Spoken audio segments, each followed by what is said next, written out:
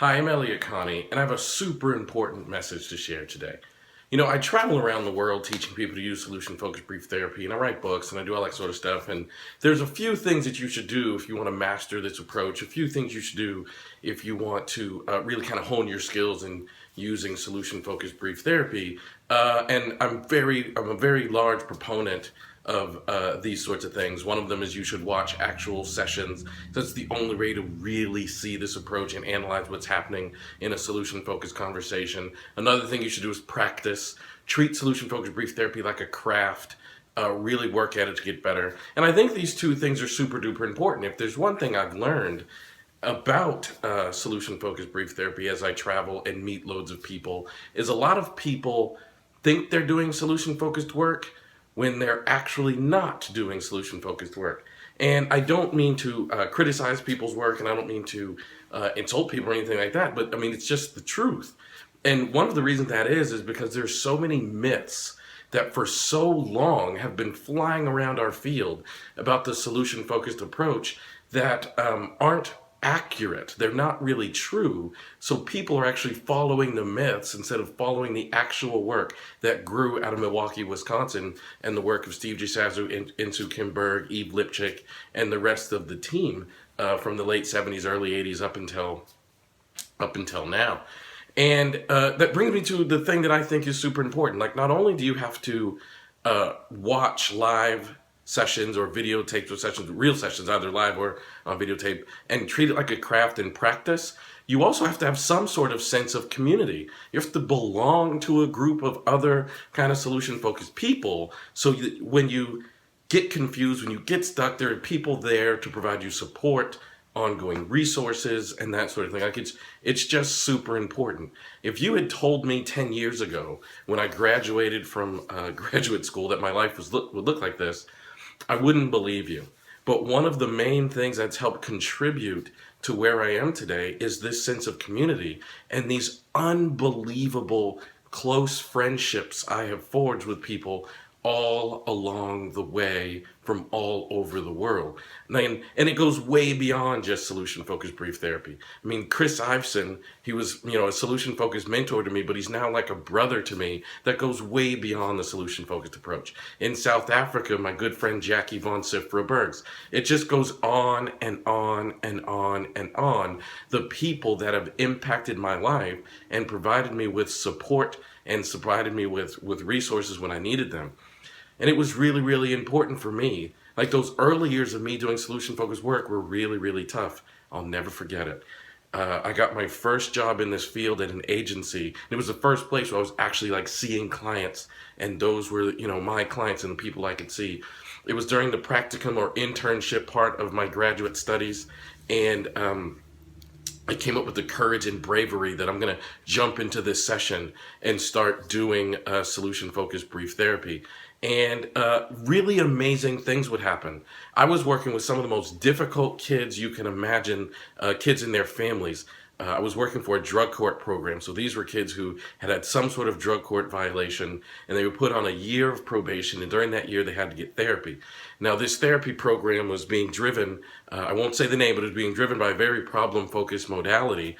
But I noticed in the treatment manual for this problem-focused modality said solution-focused therapy was one of the accepted interventions. And I was so excited. So I went to my boss and said, "Can I do solution-focused brief therapy?" And they said, "Yeah." And I said, they said yes. And so away I go, and I started doing solution-focused brief therapy with these kids. And then an amazing thing occurred. See, these kids, if they tested clean for the drug test, if they provided clean drug tests for 6 weeks, they could be off of probation early. They would be let off probation at the 9-month mark instead of the 12-month mark. 100% of my clients got let off probation at the 9-month mark because they were providing clean drug tests. So eventually the court, the judge, calls my boss and says, "What is Elliott doing that the other clinicians aren't doing?"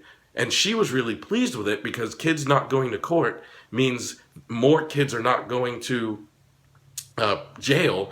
Kid jail, here in Texas we call it TYC, weren't going to kid jail, so it was saving the court's money, and it was saving these kids' lives, and this judge was really happy about it. And I was really happy because I was thinking I'm finally going to be able to tell my clinical team about this solution-focused stuff and get some support. But what happened was I got called into my boss's office, and when I walked into this meeting, there was my boss, my boss's boss, and my boss's boss's boss. And I immediately knew I'm in a lot of trouble. And they sat me down and they said, you can no longer do solution-focused brief therapy. And they explained to me that their funding was dependent upon this problem-focused modality and the problem-focused research. And me doing what I was doing, even though it was approved in the treatment manual, was serving as an outlier and risking the grant, which was some huge amount, like, I don't know, $10 million or something like that. And I just thought, man, nothing else should matter more than clients getting better.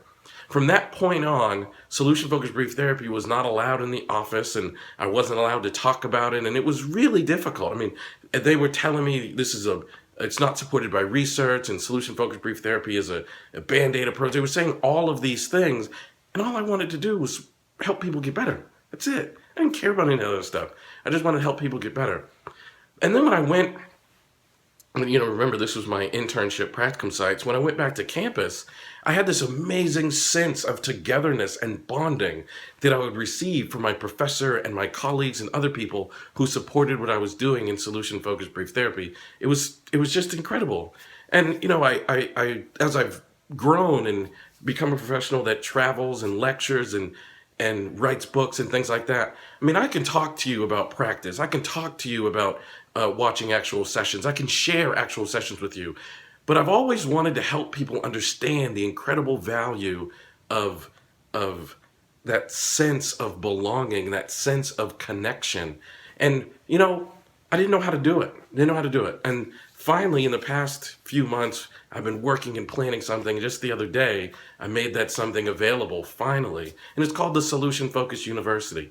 And it's not expensive. It's a really cost-effective way of being connected to other solution-focused people from all around the world and get your continuing education credits as you do it and really stay connected in the solution-focused world, always have access to solution-focused training material, because I don't want anybody to go through some of that treatment that I went through at that time. I want everybody to have access to support, have access to network, have access to materials when they need it. I want everybody to be able to surround themselves with the type of stuff that's going to help them grow in a way that they're pleased with and not go through some of that trouble. And that was so important to me, and I'm so excited to share this, because now I feel like I can really offer to the world all of the things that were so helpful and valuable to me and my being able to grow as a professional in this field. So thank you for taking the time to watch this video.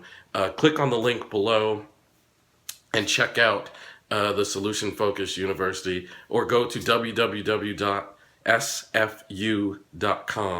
And or you can also get there by going to solutionfocusedbrieftherapy.com and check it out. I think you'll enjoy it. I think you'll like it. I mean, you don't have to feel any obligation to join or anything like that, but should you decide to join, your whole world, your whole clinical way is going to change. And just like I said, if you had told me 10 years ago that my life would look like this, and I would get to write, and I would get to travel, and I would have some of the extremely close relationships from people all around the world that goes way beyond just the work that we do, I wouldn't believe you. So imagine what you'll be saying about your life 10 years from now.